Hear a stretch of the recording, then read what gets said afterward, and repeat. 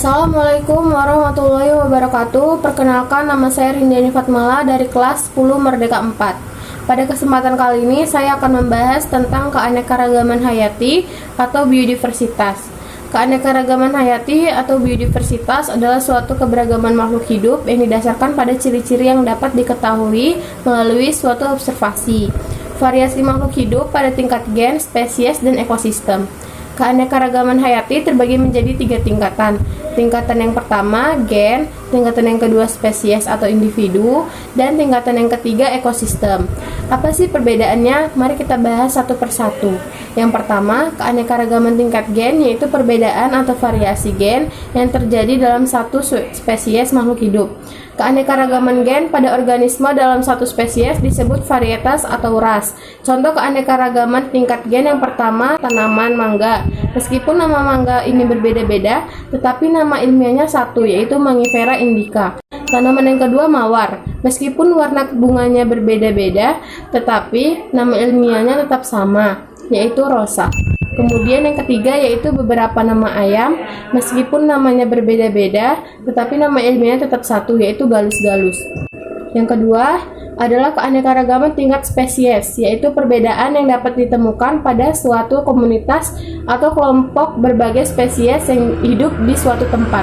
Jadi, keanekaragaman ini dapat terjadi karena adanya pengaruh kandungan genetik dengan habitatnya.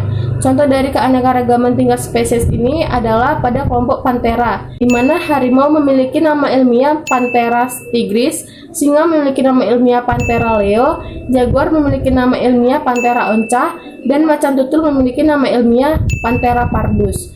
Contoh lainnya pada kelompok palem-paleman. Kalau kita perhatikan secara sekilas, bentuk kelompok palem-paleman ini sama kan? Padahal semuanya merupakan individu yang berbeda-beda. Contohnya pohon aren yang mempunyai nama latin Arenga pinnata dan pohon pinang memiliki nama latin Areca satecho. Kemudian habitat dari tanaman ini juga berbeda-beda sehingga menyebabkan tanaman ini memiliki ciri khusus untuk setiap spesiesnya.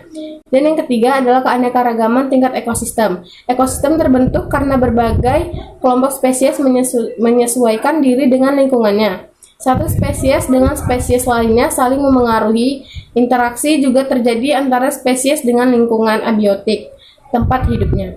Contoh keanekaragaman tingkat ekosistem, yang pertama hutan, semak, perkebunan, terumbu karang, laut, danau, dan yang lebih luas lagi ada ekosistem gurun, padang rumput, hutan hujan tropis, hutan gugur, dan lain-lain. Adanya keanekaragaman tingkat ekosistem ini dipertunjukkan dengan adanya perbedaan faktor abiotik serta komposisi jenis populasi organismenya. Adanya keanekaragaman hayati tentu memiliki manfaat bagi kelangsungan suatu ekosistem.